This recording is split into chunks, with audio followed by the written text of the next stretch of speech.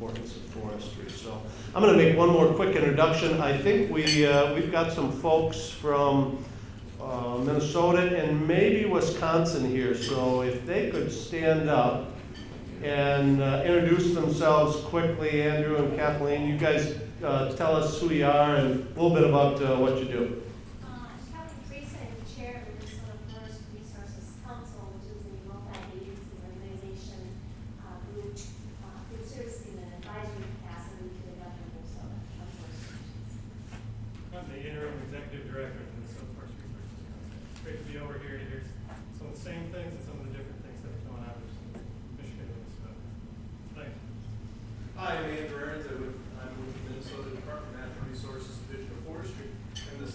Section manager, so if it comes out of state lands, it comes through my shop, and happy to hear the conversation, meet some new people, and understand your issues. And as Calder said, there's an intersection with the issues that we have and successes, and with what you're doing here in Michigan as well. So thanks for the invite and letting us come over and hear your discussion.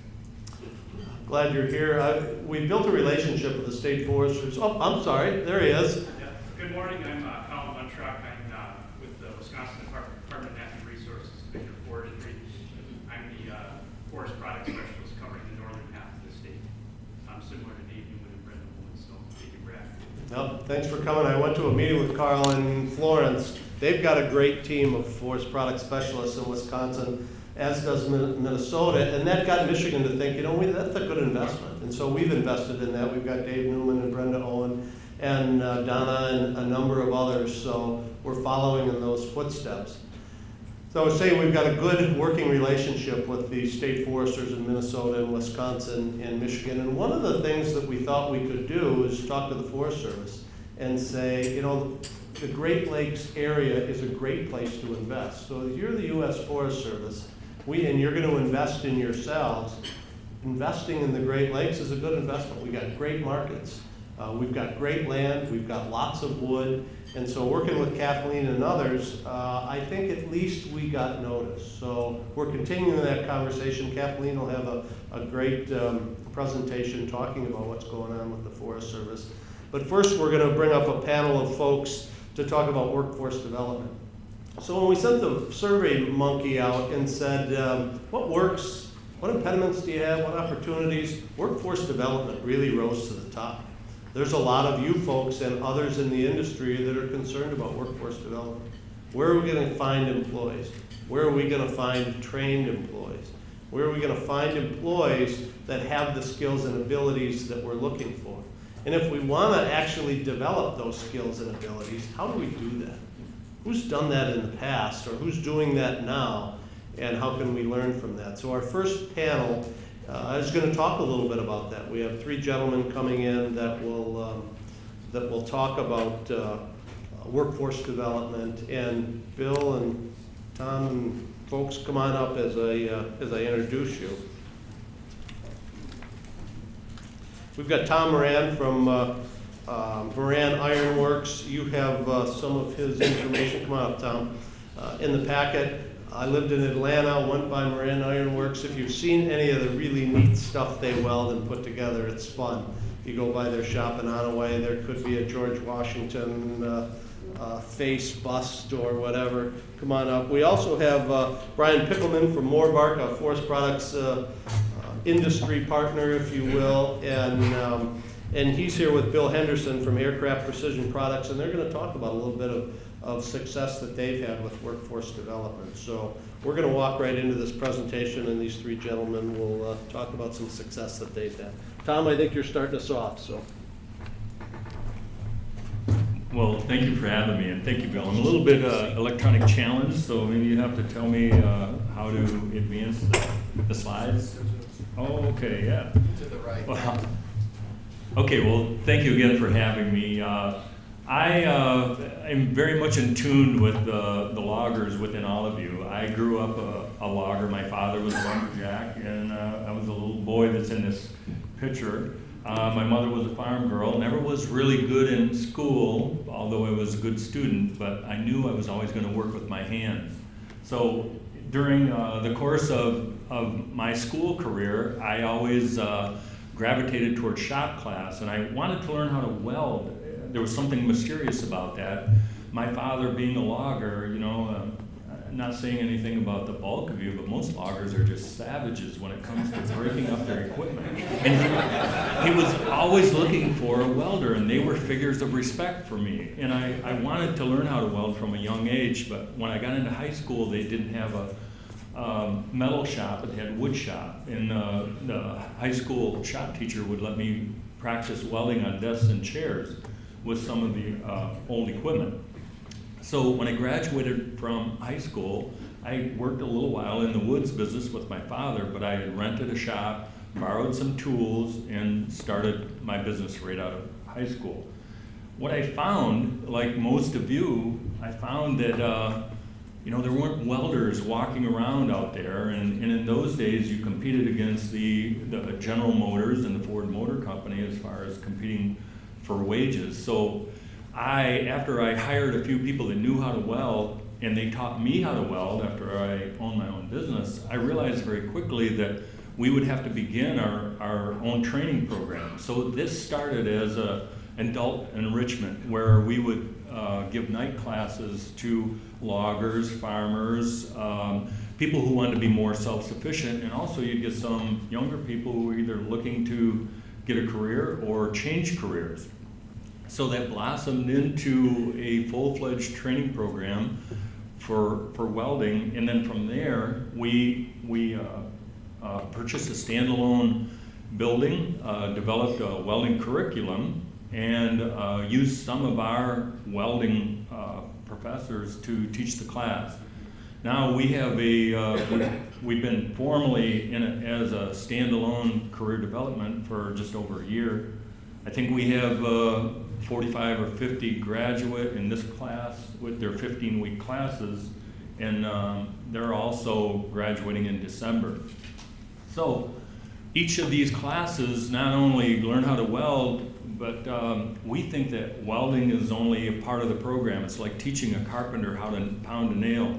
It only is one aspect. So we build a lot of things, infrastructure projects for nonprofits, whether that's parks, a local chapter of the Salvation Army is one of the projects that they're working on now.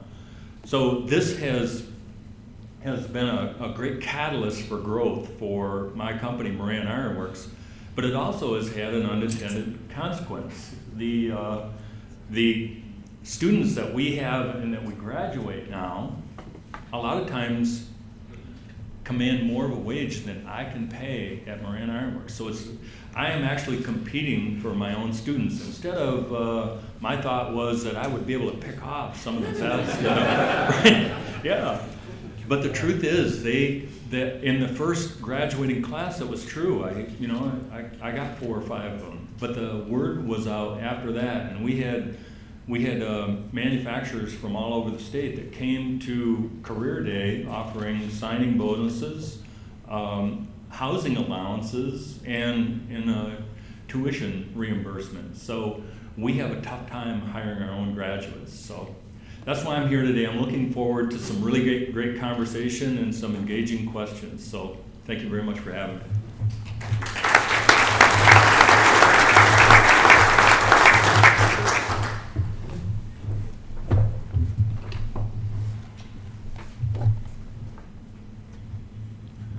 Okay, it's a great story, Tom. We're going to focus on more of a regional perspective. Tom has certainly defined what would seem to be a best practice with an individual effort. We have other companies that are doing similar things, I think, patterned after Moran Iron Works. One of them, of course, in our area is Merrill Institute through the Merrill Technologies Group. We're all dealing with the same thing, that the demographics are not kind to us. The baby boomers are graduating, and we're all wondering where our future workforce is going to come from. To that end, that's become a focus of our Industry Education Roundtable. It's a committee of the Gratiot Area Chamber of Commerce. Started out some years ago. It was actually started by a school superintendent who was looking to establish some communications to make it easier for his teachers to bring in industry speakers and schedule plant tours and things of that nature. Over the years, we have tended to focus on workforce development because that's been a major issue for everybody. Our vision is to, of course, support Central Michigan industries. And we're taking kind of the approach that would, I think, be ahead of what Tom's doing.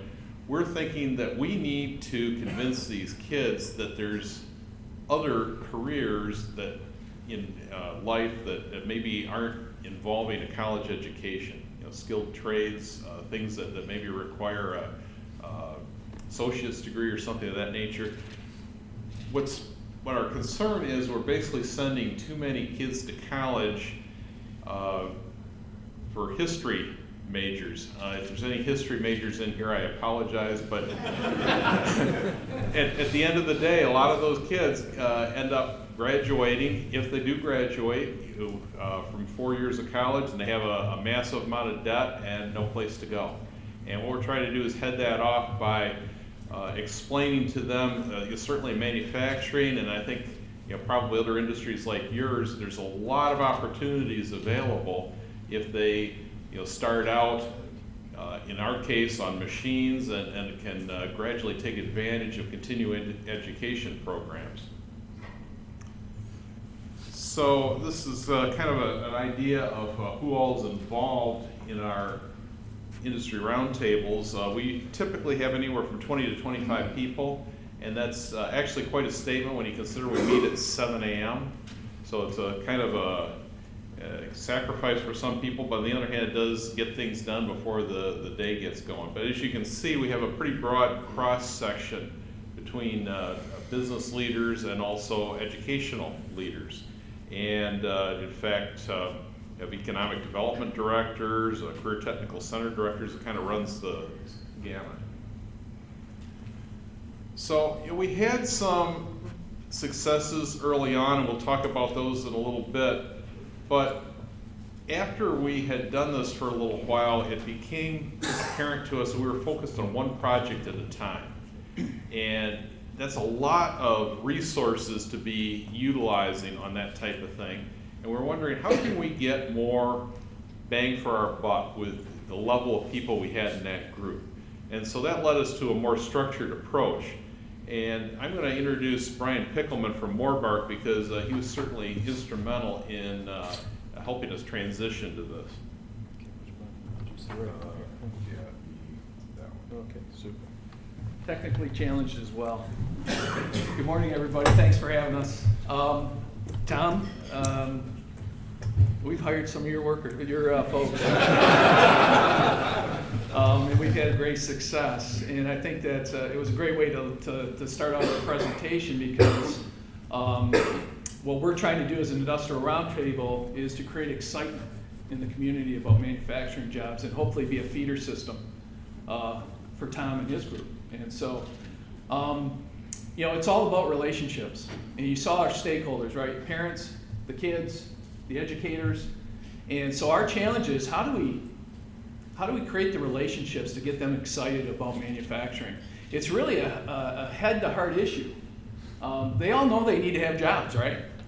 I mean, that's easy. And so but when we get these kids coming in and wanting to be in manufacturing, we want it in their heart that this is what they want to do. And so that's our challenge. And so we've created a communications network to structure our approach to build relationships with these stakeholders. So let's go through that. There's clear requirements of our strategy, and one is what we do, we don't have a lot of time, so we have to be very, very good. And when we plan our communication strategies, they need to be very well planned and effective.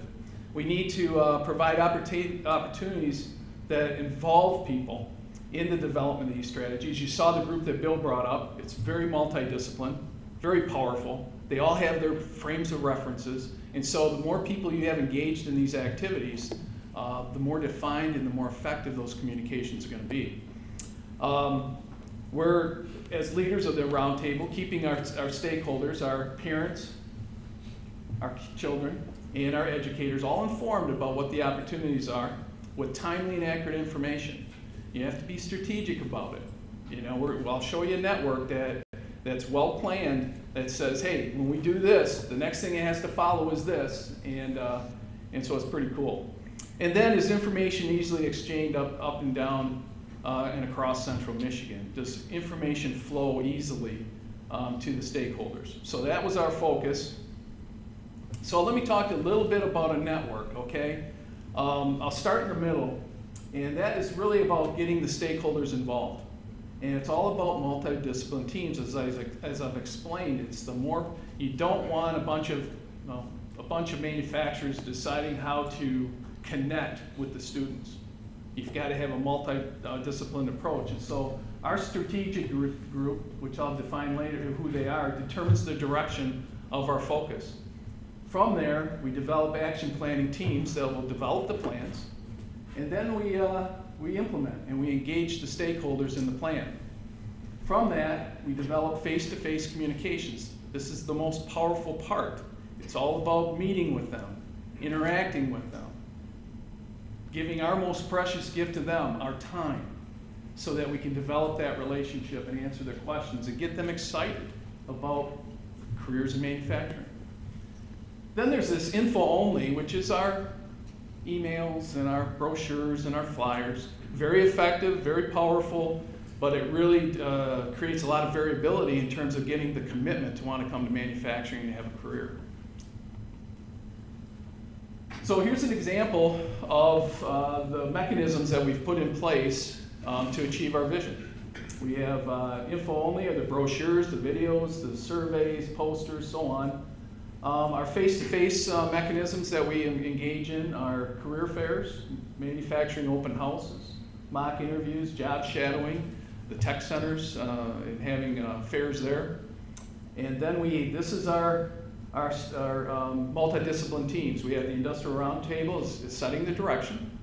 From that, we're breaking into teams, okay, not focusing on one thing.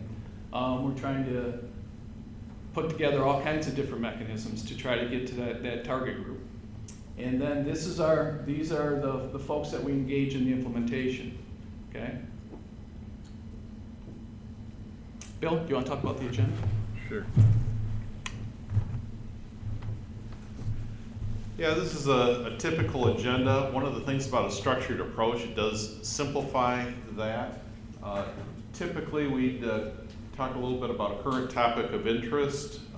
For example, next week is going to be a health bus that CMU has that is available to appear at different corporate events. Then we follow up on past areas of interest and then go right to the project group reports. And you can see the different projects. Brian mentioned a career fair. That's something that we do annually in conjunction with the Career Technical Center Open House. We have industry tour schedules. We try to avoid one and done events. Manufacturing Week is a real popular one, and that's fine, but what do you do the rest of the year? So what we do is typically try to spread our events around the school year, so there's always something going on for students and for interested educators. Junior achievement is something that I think tends to be overlooked, and that's something that not just manufacturers, but really any discipline can get involved with. It's a great way to get into the classroom. It uses a structure that's already there, and typically what I would recommend if anybody gets involved with junior achievement, work out with the teacher to have an extra session to talk about your particular industry, as long as you're already there and acquainted with the students. I just finished one with an associate of mine. It worked out really well. Highly recommended.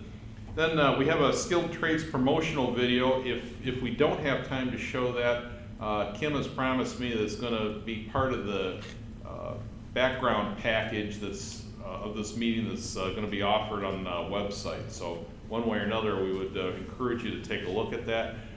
It's something that schools and educators can have available. I think it runs about 5 minutes. Basically kind of a teaser thing to get the kids thinking about skilled trades.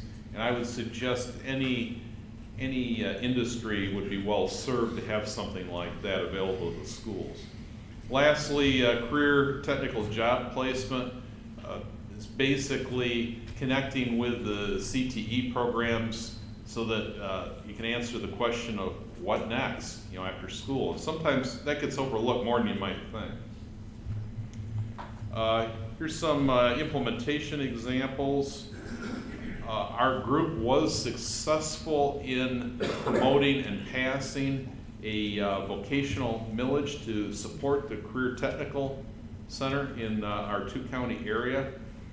If your region does not have a CTE millage, I would suggest this would be a worthwhile effort for you, because this is something that really has a lot of impact. If you don't have the programs available to the kids, they're not going to come your way. It's as simple as that. And this is actually an example of a promotional campaign that Brian put together for Moorbark, but most of us did something similar where we approached our employees, talked to them about it, and engaged them in this effort.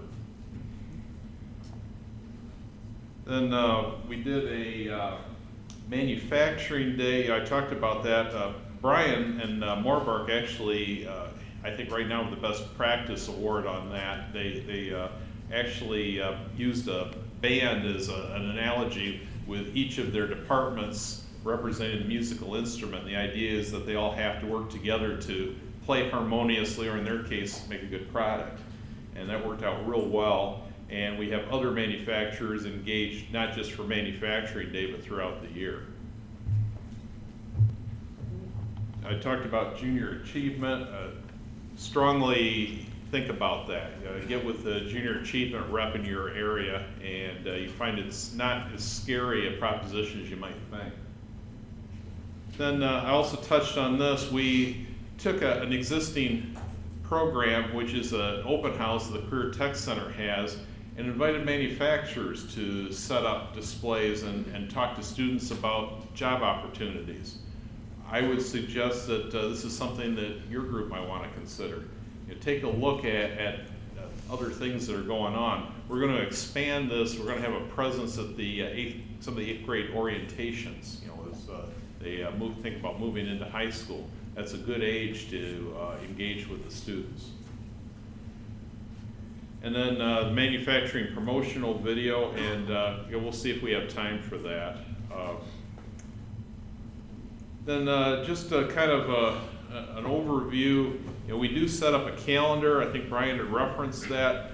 That's still in the early stages. It's a shared calendar. We're trying to get all of our members to fill that in as they do activities, and of course we schedule our activities that way. So at year end we can take a look back and see, what did we do, what were the impacts, do we want to do it again? And this is kind of an example of some things we have scheduled throughout the year. And the goal is, again, I can't emphasize this enough, avoid one and done events.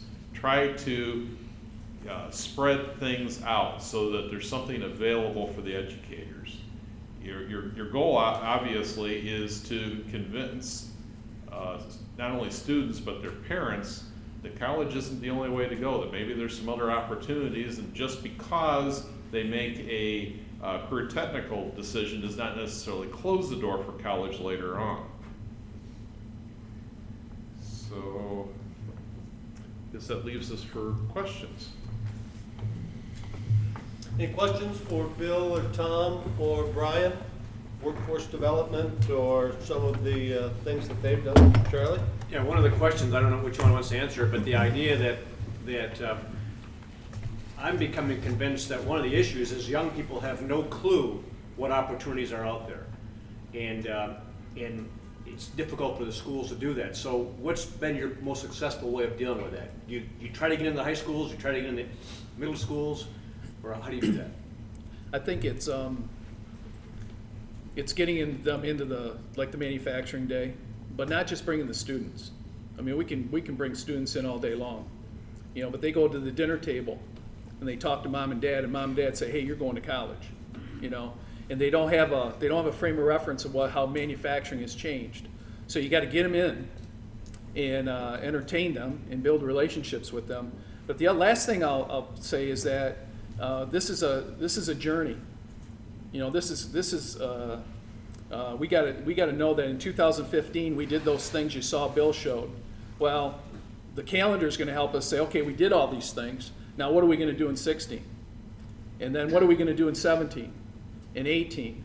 And it's important that we continue. This is a never-ending story. We will always be in front of this group, always promoting manufacturing, and being very, very creative because the generations are changing and how we get that message across to them. And, but it's also good for the team. The Industrial Roundtable, I think someone said, yeah, have a nice meeting, but have a productive meeting. It's all about looking back and seeing your successes and how we made a difference. That creates energy and synergy and excitement. Because if we're not excited about manufacturing, we stand no chance of having the folks out there, those kids, being excited about manufacturing. The best compliment we had about our group is a couple people made the comment last meeting, you know, we really like this group because they don't just meet and talk, we actually do things.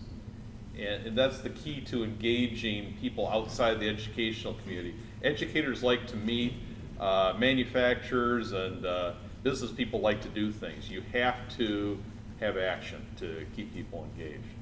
Brian and Bill are both right. We go out to school groups, middle schools,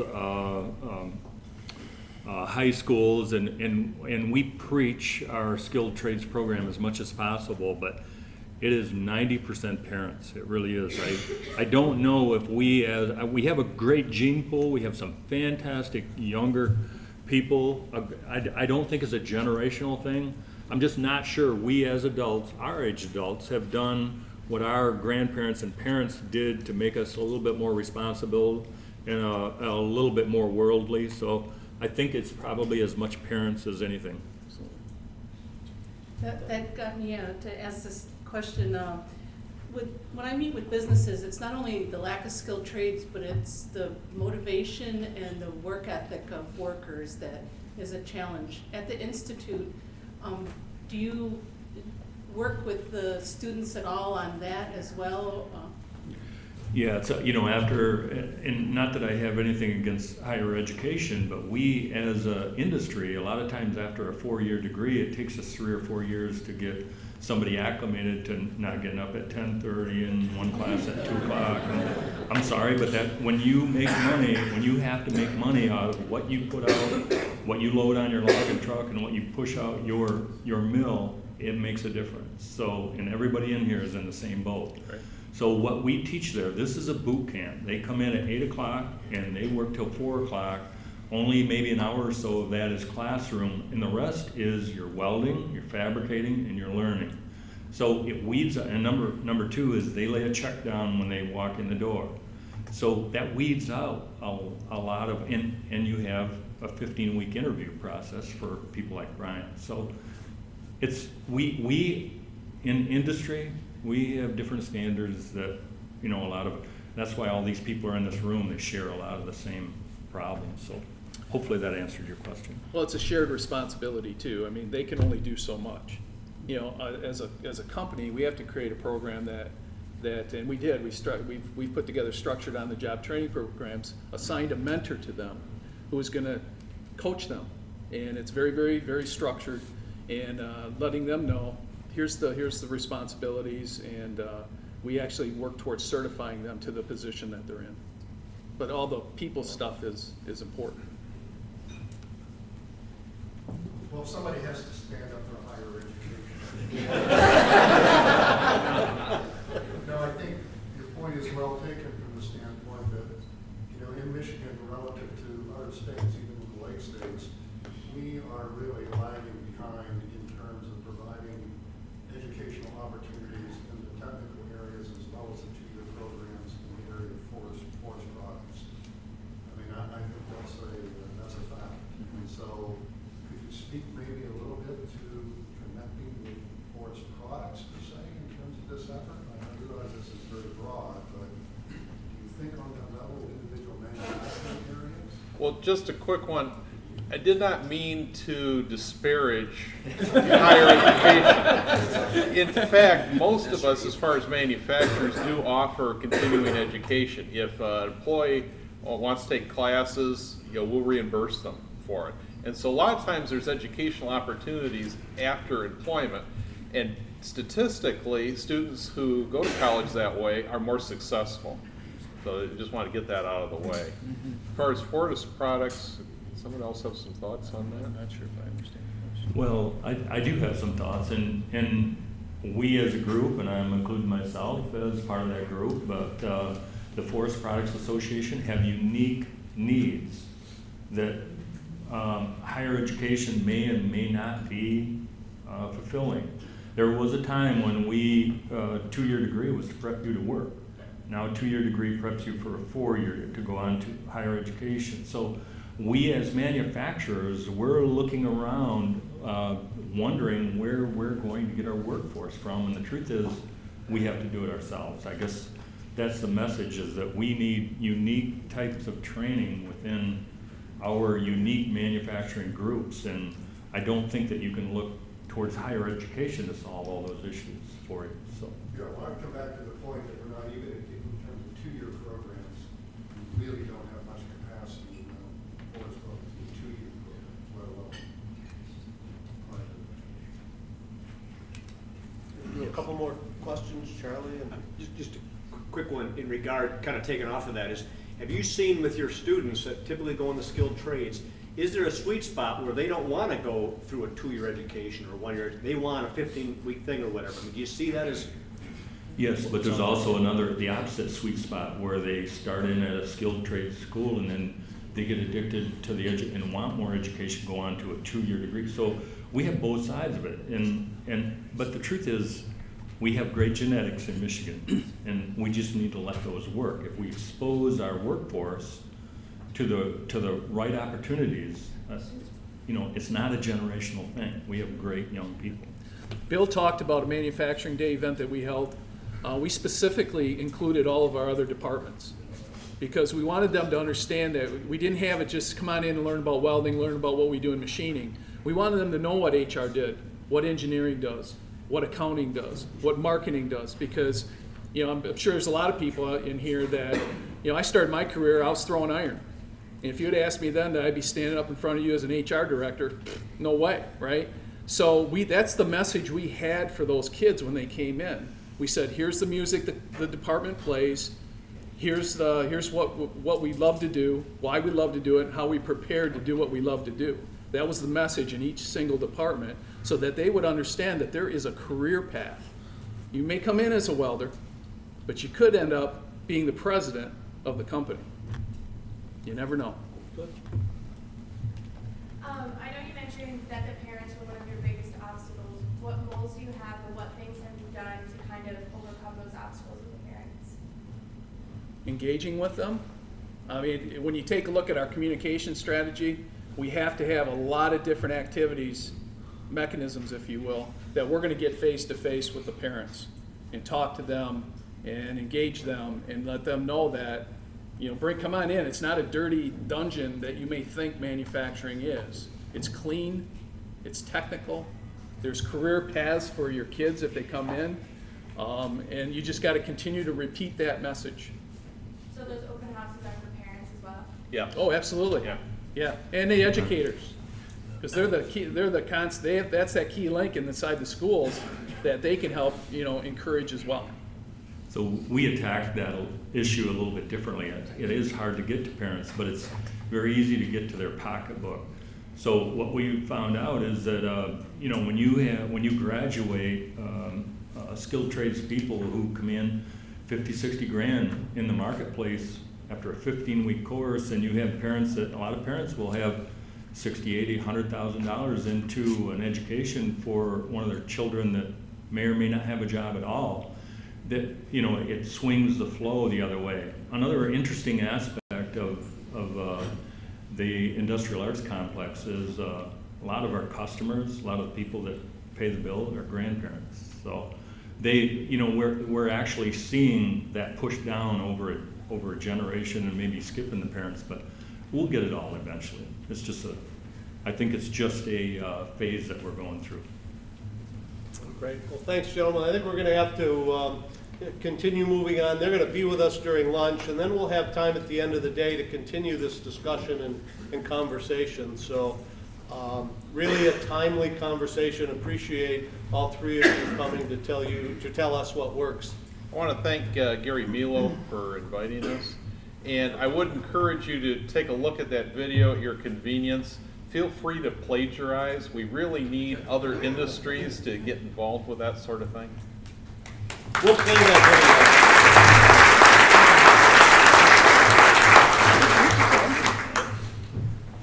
video. Maybe this is a good time to introduce our two deans from our forestry school. So you've heard a couple of questions, but Dr. Terry Sherrod and Dr. Rich Colby, how about if you guys stand up? We've got two fabulous forestry schools in Michigan, So, although it just a little, something resonated with that getting up at 10 o'clock and all that, but I'm remembering a number of years ago. So we're going to continue to move on, and we're going to talk a little bit about our lands panel. So when we had our 2013 summit, we said what's important, what's a concern, what's an opportunity, and there was a considerable interest in supply. How much wood do we have in Michigan? Geez, we grow a lot more wood than we cut. We got a lot of mortality. I'm not sure you, state of Michigan, is cutting as much as you should. I'm not sure you, Forest Service, are cutting as much as you should.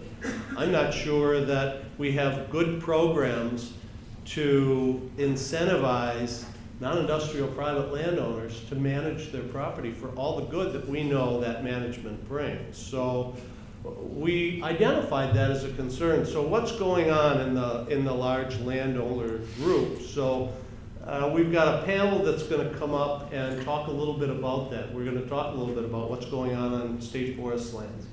In Michigan, I think we're very fortunate that we've got a 4 million acre state forest. And why have a state forest? Texas doesn't have a state forest. They didn't fall off the earth. So what are the benefits? And we're going to hear a little bit about that today. So when we talked to Aruco and they said we're interested in coming to Michigan, who can we talk to? Who's the largest landowner? And how do you manage your property? And what are you going to harvest for the next 10 years? And what is your scheme for softwood pulpwood? We were able to have that conversation. We know how many acres, we know where, we know what products are coming off what geographic area. And so that sustainable management conversation is one that doesn't matter who you are, what landowner category you fall in, that's an important conversation. So I'll ask Deb Bagali and Jerry Grossman and Kathleen Atkinson to come on up, and I'll introduce all three of them. I'll start with Deb. Deb and I started at the same time, and interesting careers. Deb was born in Ramsey. I think she's one of 3 people born in Ramsey. It's somewhere way up in the western end of the UP, and I was born in Detroit, so we kind of met in the middle at the DNR and had a dual career and become friends and colleagues and work together. Deb does a great job. She's an on-the-ground forester. She's worked the majority of her career in the Western UP and then came down to Lansing to take a leadership role in Forest Resource Division. So I've been very fortunate, both personally and professionally, to work with Deb. She does a great job. And Jerry and I were colleagues at Michigan State together when Jerry was getting his number of degrees. He couldn't do just one, so he had to keep going. And I'm not sure that one worked, so then he kept going again and got another one. But he was part of the hockey team on the second floor. Dr. Colby that played a little hockey in between classes in the graduate room. But he has a very successful consultant business.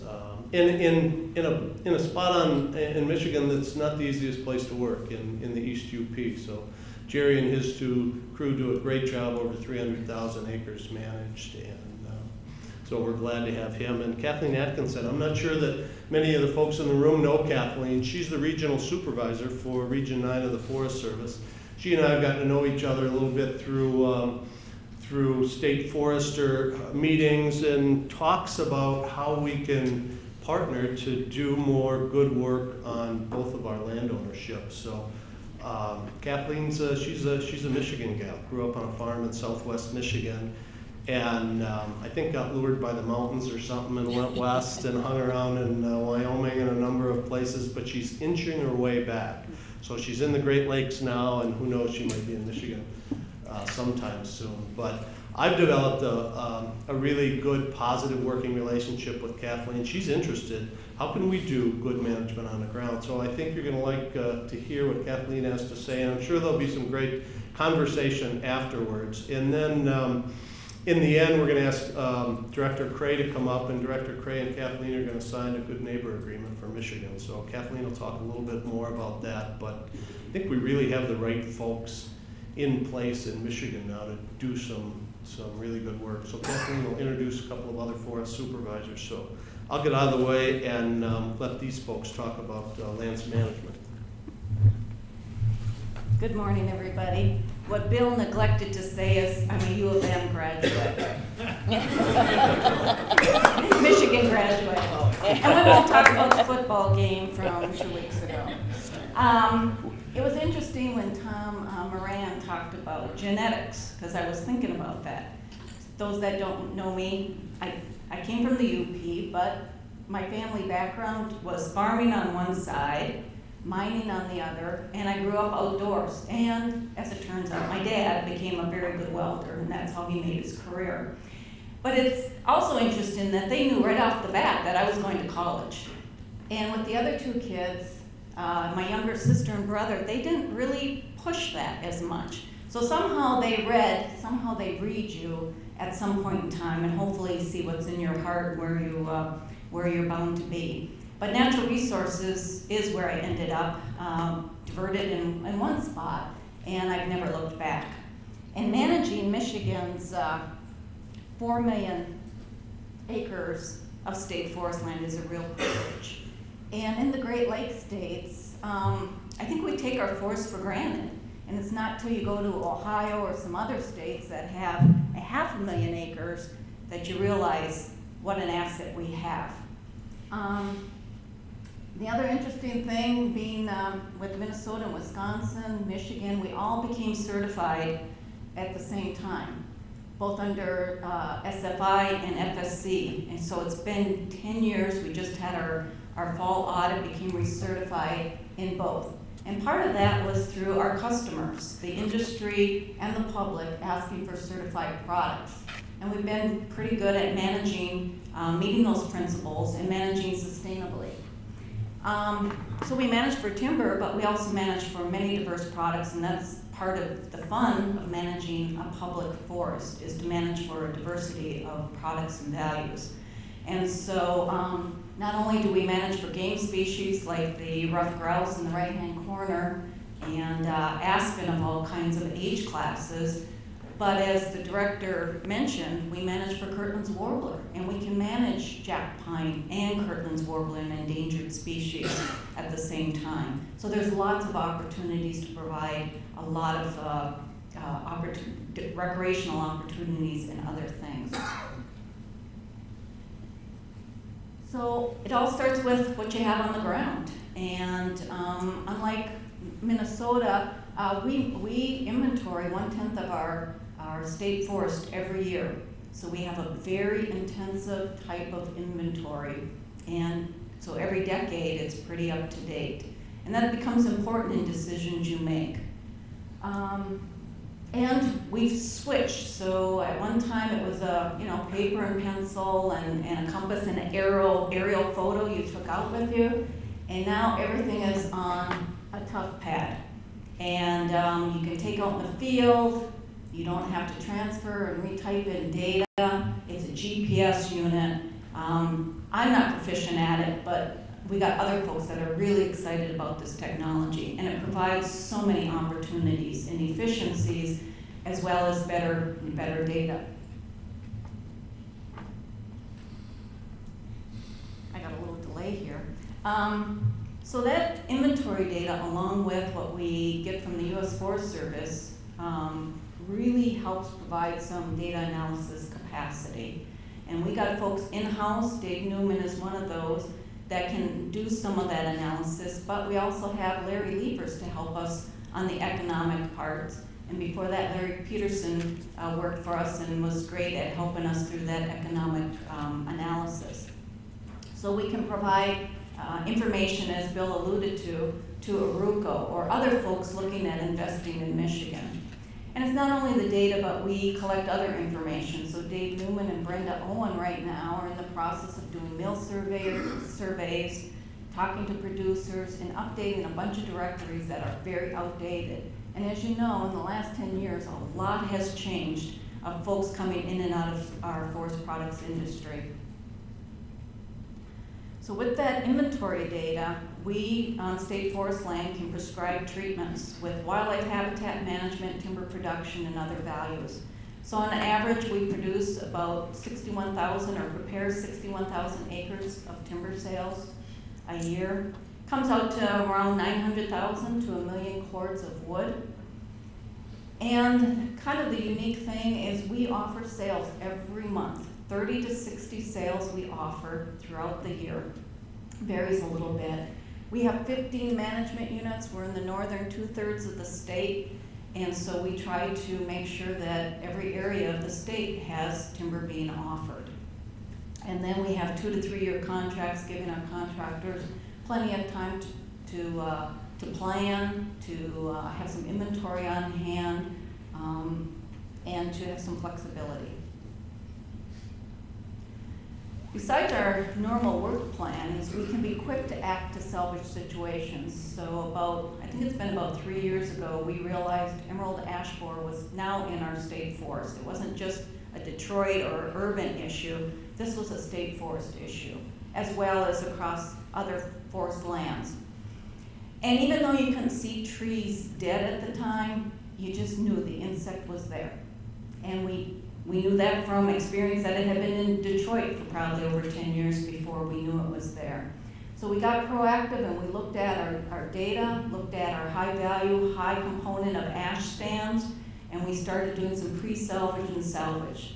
And so as folks were working on a contract, we added ash to that sale, and we had a lot of folks take the opportunity to cut that extra timber. And as well, we put up an extra 10,000 acres of ash hardwood sales in reaction and preemptive measure. This summer, for Michigan folks heard about the wind event in Traverse City, Kalkaska area. The very next day, we were out clearing roads and assessing the timber damage on state forest land. And within a month, we had those sales put on the market. And right now, we're facing, and we haven't faced this for 30 or 40 years, another spruce budworm epidemic in the UP. Through the U.S. Forest Service, we get funding for flights. Every year we fly the state to look at forest health issues. And we've been monitoring spruce budworm for a couple years, and this year really showed some significant defoliation. So again, we're looking at these defoliated areas in the UP, particularly, that's where the bulk of it is, looking at our inventory, and we'll be providing some salvage and, again, doing some pre-salvage work on our older balsam fir and spruce stands. And Ron and Dave Slater remember the Duck Lake fire. A lot of our burnt wood went to Potlatch. And so we had a 20,000 acre fire up in the Newberry area a couple years ago. We had estimated $7 million of timber value, and it ended up being $500,000 we could get on contract. And we were lucky to salvage that. But there again, we had a crew of folks firefighting, many of them foresters, so we could easily shift those foresters from fire suppression efforts once we got it controlled to putting up that timber. And so I think it was within a month of the fire that we put up over 10,000 acres. And I really appreciate Potlatch and others picking up that timber. But here again, we had an opportunity to work with our contractors, our loggers, knowing that we needed them, we need those contractors to put up those sales, get them harvested. We changed their other contracts to give them a year extension so that they didn't have to worry about doing non-priority work and could move over here. So we look at those opportunities. So that was on state land, but we have suppression responsibilities for private land as well. This summer in Marquette County is what we call the 601 fire that was on private land. And I'm afraid a lot of log decks were burned up in that fire. I think $50,000 worth of logs. But you can't see in this, but in the very bottom corner here, you'll see some red specks that were fire trucks, and it looks like we did save a log deck or two. But that's part of our job. 99% of the time, we keep those fires so there's not major damage, keep them under 10 acres. But again, that doesn't always happen. So part of sustainable forest management is reforestation. So like the Duck Lake fire, it was pretty hot in spots, burned up all the cones, the seed source, and so we've been working on regenerating a lot of that land. We grow our own jack pine seedlings outside of Manistee, and we grow a lot of red pine as well as purchased red pine. So we plant about 6,000 acres a year, 6 million seedlings. A good part of it's for KW, for Kirtland's warbler, but a lot of it's for reforestation. And then of course with our aspen types and hardwood, a lot of it's just natural regeneration. And then we have some ongoing research. Presently we're looking at an agreement with Michigan State University on some regeneration issues across the state, and so we're involved with that. And I should mention in the Emerald Ash Borer, when we started doing some work there, we incorporated Michigan Tech folks to help us evaluate some of the sites as well.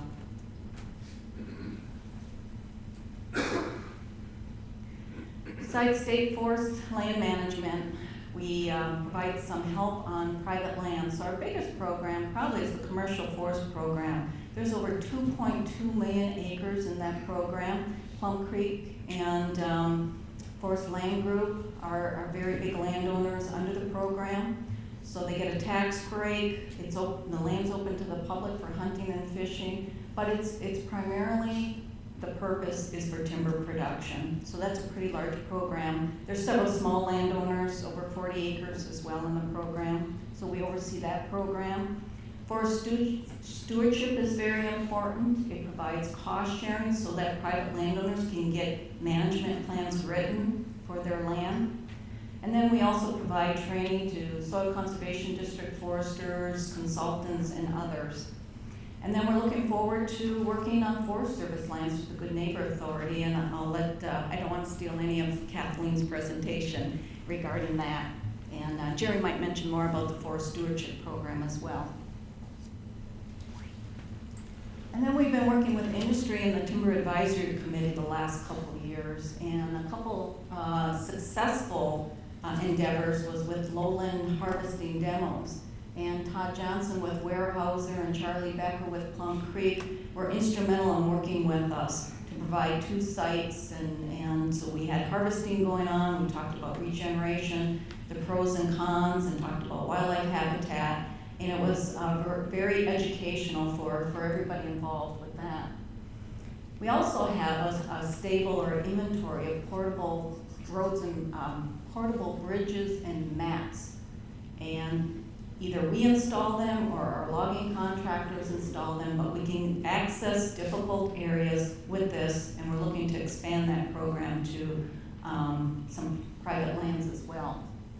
And then we've been involved with Michigan Forest Products Council, Scott Robbins, and others on BMP audits, and that's an ongoing basis, and a great partnership as well. So it's quite an alphabet soup of folks we work with. We work with the Forest Management Advisory Council with Bill Boddy and others. There's a lot going on. And my main message is you can't do it by yourself. The DNR is one part of it, and we work with many others. And that's how you move forward, is working with folks that are trying to promote skilled labor, as well as managing on the ground, taking care of invasive species. So there's a lot of pieces to the puzzle, and we're glad to be a part of it and look forward to working with others as we move forward. I think that's it. Sure.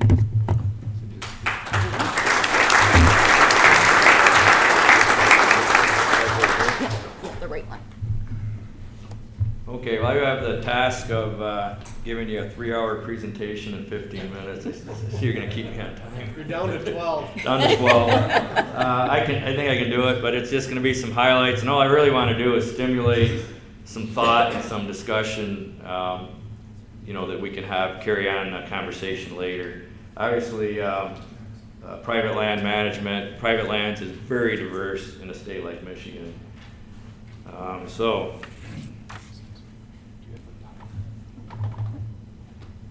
Just quick, I don't want to talk about myself, but we do operate out of the eastern UP. We manage about 350,000 acres and been there since 1990, so about 25 years. I should get 62% of the time, right? Because private land is 62%. It's a big deal, right? 62% of Michigan's forest land is private, 400,000 family owners. Very diverse by region and very diverse by size of ownership, from people that own a couple acres to people that own thousands of acres. Very diverse. Some of the characteristics, I don't really want to focus on the large industrial, in quotes, the old industrial ownership, but that's been talked about a lot. That's been a major change. The integrated industrial ownerships don't exist. They don't exist anywhere in North America, or in the United States anyways, and now we've got TIMOs and REITs. On the non-industrial family side, the smaller landowners, extremely diverse, lots of regional differences. And the point I wanted to make here is willingness to harvest or manage forest land changes over time. If you look at all the research that the Forest Service does and the extension and the universities, you will find very quickly that managing forests is very low on the list of why people own land.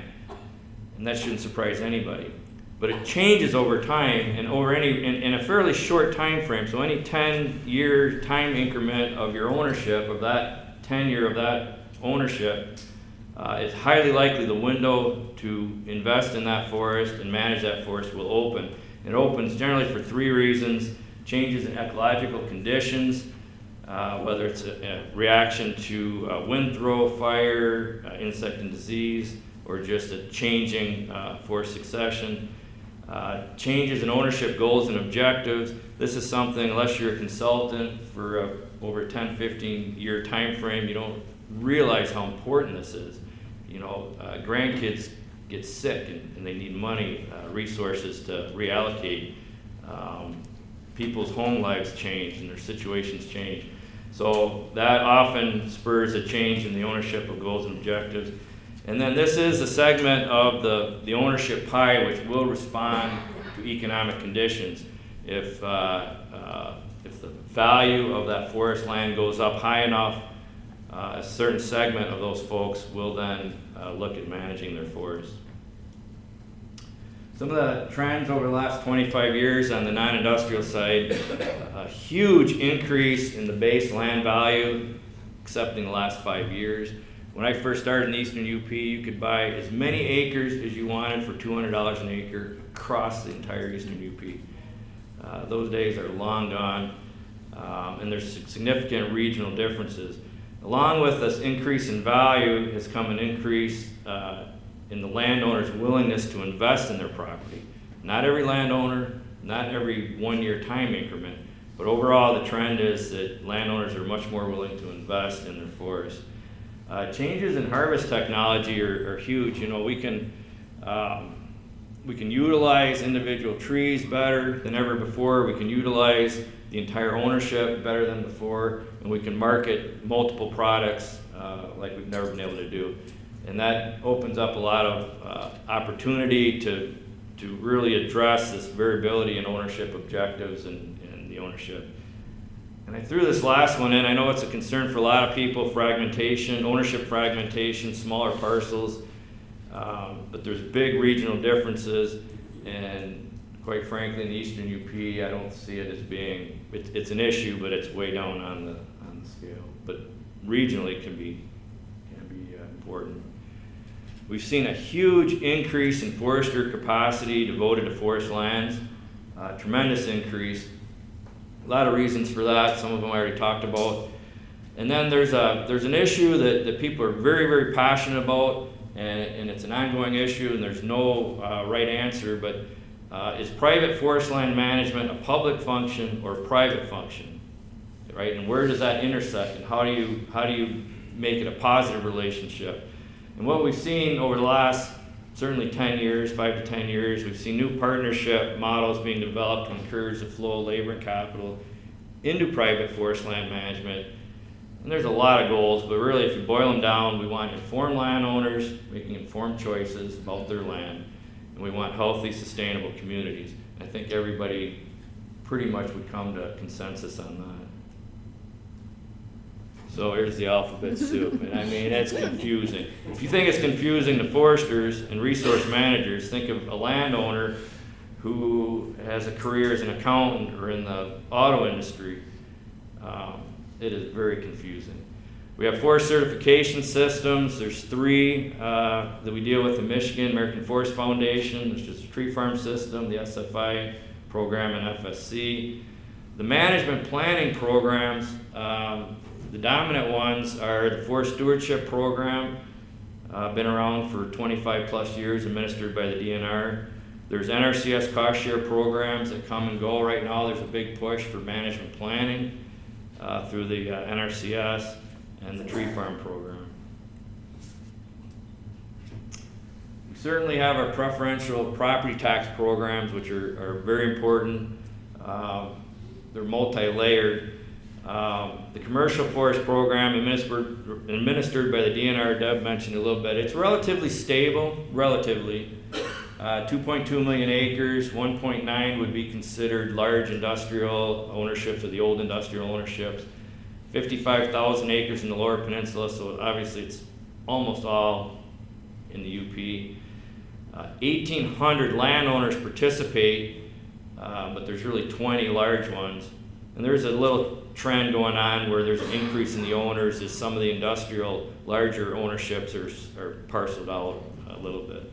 I want to spend a little time on a fairly new program, the Qualified Forest Program. Currently, it's administered by Department of Ag. It's new, so it's relatively small. I think it's fair to say it's rapidly growing. Rough numbers, by the end of this year, say January 1st, 2016, approximately 321,000 acres will be enrolled. That includes 700 applicants for this cycle on 87,000 acres. So I think there's a lot of potential here. If it grows at 100,000 acres per year, I suspect a lot of people will be disappointed. We're probably on a trajectory of building momentum where I suspect it'll grow faster than that.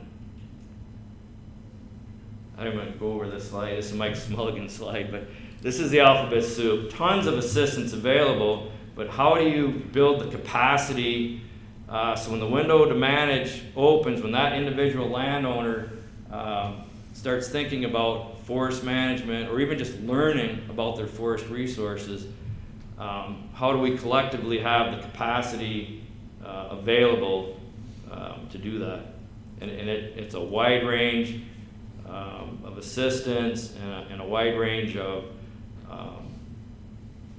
capacities, whether it's government, private, combination. Yeah, I'm not going to go over that one either, that's even more so. But there's just a lot of alphabet soup. So I did have some other issues, I just wanted to list them, and definitely lag here. I didn't have time to get them out of here, but there's a huge one, and it's not, obviously it's related to all ownerships. There's a national and regional shortage of foresters. I understand the enrollments are increasing at the forestry schools. That's a big issue. Remonumentation, the survey corners. It's very regional, but if you get into the Upper Peninsula, there are vast areas and there are no corners. And we have a remonumentation program that the state's been running for many, many years. But it needs support, and it needs to get done, because operationally, if you don't know where your property is, it is challenging to manage it, right? and we do it every day, and we do the best we can. What's the appropriate amount of public ownership versus private ownership, and how is that changing over time? Luce County, where I work, is 52% state land, and then the state has a conservation easement over, do you know, Bill? I don't know, another 10 or 15%. Rich might know. Rich is so it is what it is. But how do you manage that moving forward? What's the appropriate level of private land versus public land? And then it varies regionally. And the last one I think I'd like to highlight is, and this seems to be changing, but how do we learn from our peers? How do we bring people together like we're doing today? In the past, the Society of American Foresters and our professional societies were, I think you could say, people they attended more often, they participated more often. People are getting in silos now, and we got to break out of those silos so we can learn from each other and realize that, especially on the private side, as diverse as it is, we need a lot of different programs, a lot of different ideas, and it changes over time. So that's about it. A lot of little things, hopefully tie together a little bit.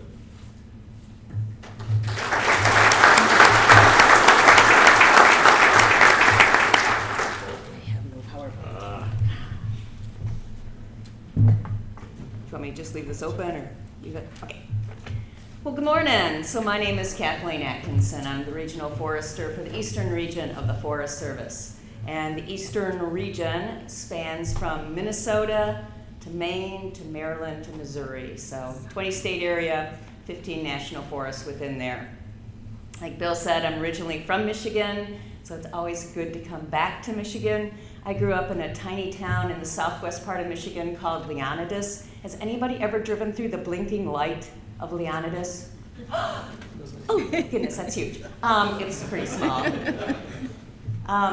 So I grew up on a small farm there with a wood lot, and my dad used to graft black walnut trees, and I would follow him around watching him do that. And it got me interested in forestry. Went to the University of Michigan, got a forestry degree there. Years later, after my parents passed away, we had a consulting forester, and we did a timber sale of some of those same black walnut trees. So anyway, I'm here to talk a little bit about Good Neighbor Authority. Really, really excited to be working with Bill, his folks, the state of Michigan, to sign the master agreement today for Good Neighbor Authority. For those of you unfamiliar with that, it was an authority granted to us by Congress in 2014. They actually did it two different ways.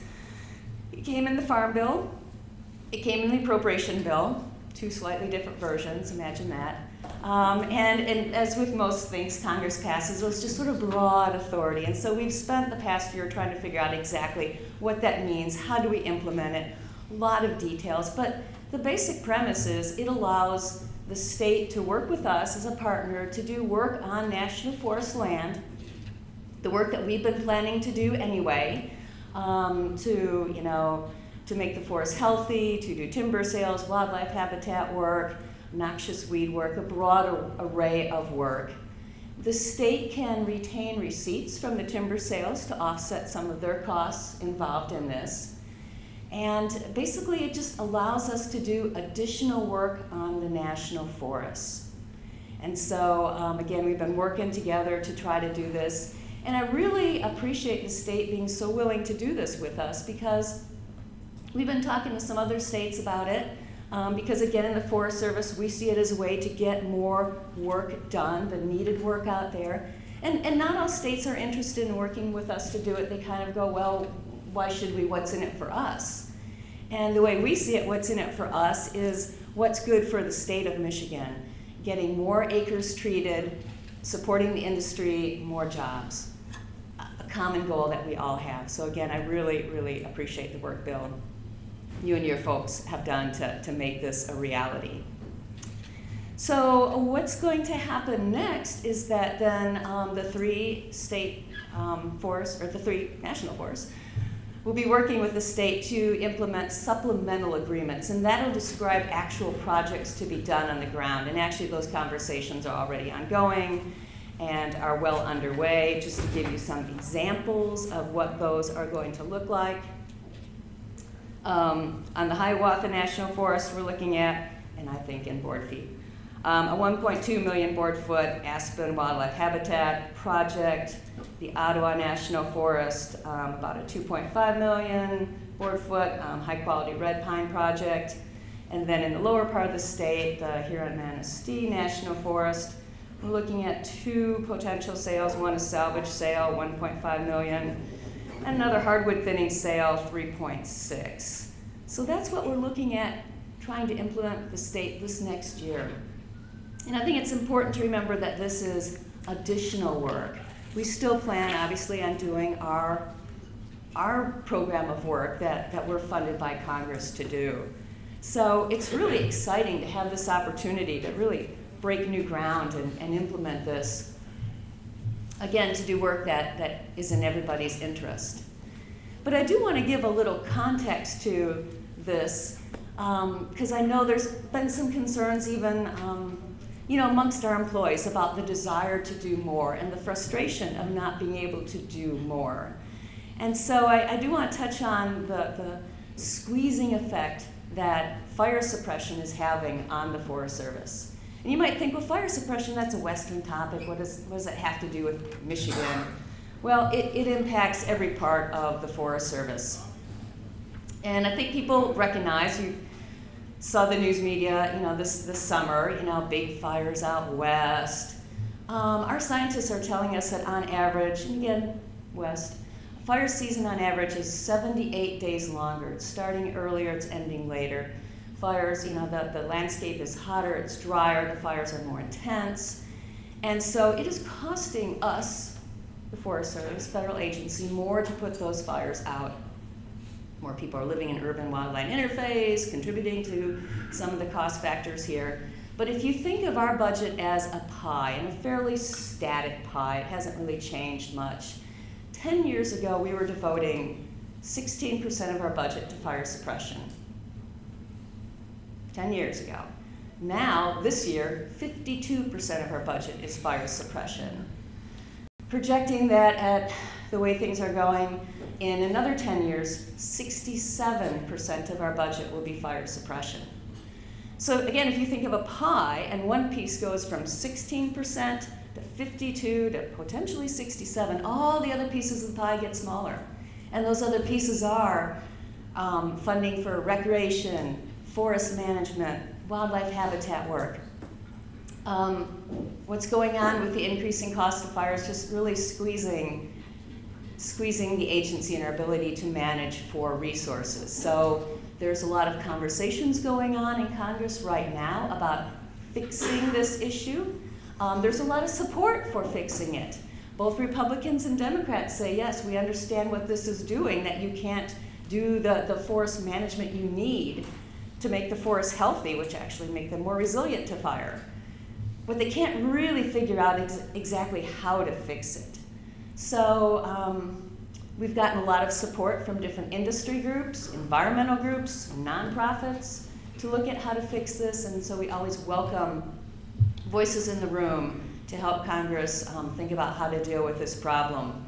I look at our workforce, and again, agency-wide, the percent of our employees that work outside of fire, again, the employees that mark timber and clean the campgrounds, is down 39% since 1998.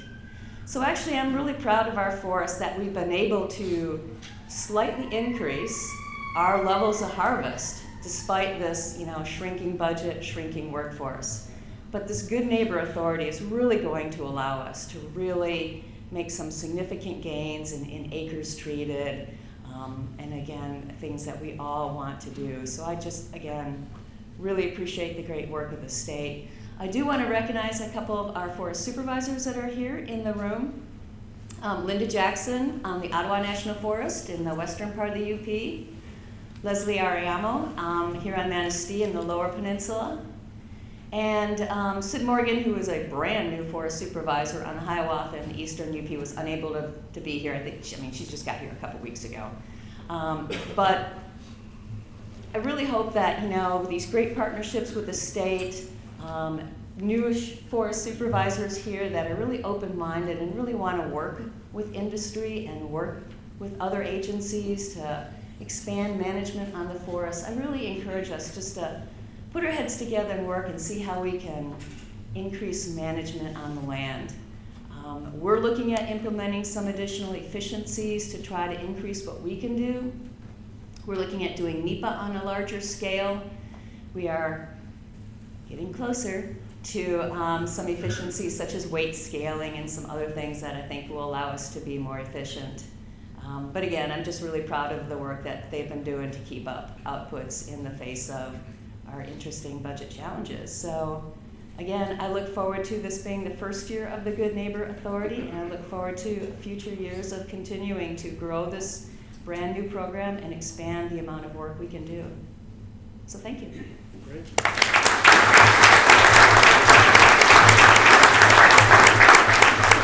How about while we're getting ready to ask a couple of questions, I asked Director Cray to come on up, and Director Cray and Kathleen, we've got the agreements right here. We've got the master agreement. We'll ask them to sign these right now. And then we've got 5 minutes for questions. So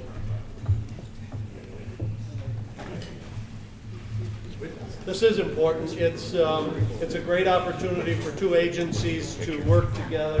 I'll let you guys get some photos. I think JR's a notary. I think JR's a notary. He's the notary. Now, JR is going to be the notary for the agreement. The northern rotary got to a southern one also. The Canadian one.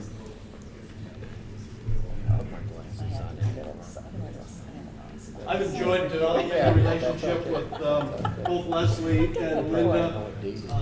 Leslie's a part of our Forest Management Advisory Committee, and I've met Sid. She came to our Natural Resource Commission meeting up in the Upper Peninsula a week or two ago. I think she was actually looking for a house and came by to meet folks. So we're developing relationships that if necessary to move Michigan forward and be successful. So appreciate both of their works. Interested to get to know them a little bit better. Linda actually moved here last year, I think November. So her first, just get one more. Her first couple of months. Do you have to pretend to sign? We'll take off our glasses. Yeah, there you go. Introduction to Michigan.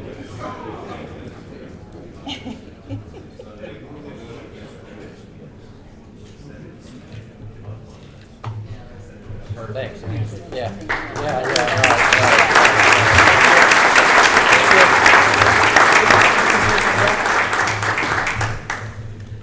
Don't ever bring a director back up as a lesson to be learned. First, thanks, Kathleen.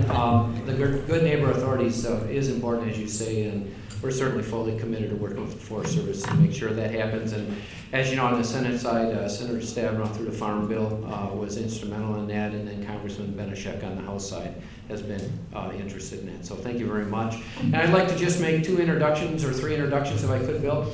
Jamie Clover Adams is a colleague, Michigan Department of Ag and Rural Development. Jamie. Of course, that's all the non-industrial private working through Farm Bill programs, making sure we're coordinating across the agency. Also, Steve Arwood, who is CEO of the Michigan Economic Development Corporation and Director of the Department of Talent and Economic Development. Certainly, they're both in the room. And then a person who doesn't need a whole lot of introduction is Senator Tom Casperson, who's a real leader on forestry and natural resource leader issues in the Senate. So thanks for being here. Bill, anything I need to do to say lunch is in the next room, make sure you hit the restrooms on the way, and any other thing I can do for you? I think that's fabulous. Oh, any questions for the panel? Yeah. You're only interrupting lunch, it's okay. Terry, you're first. You mentioned the forest stewardship program. I don't think you did. Do you want to say something about that? Yeah, so we're continued to expand our stewardship program, which is just another tool, a way of allowing us to do work on the ground.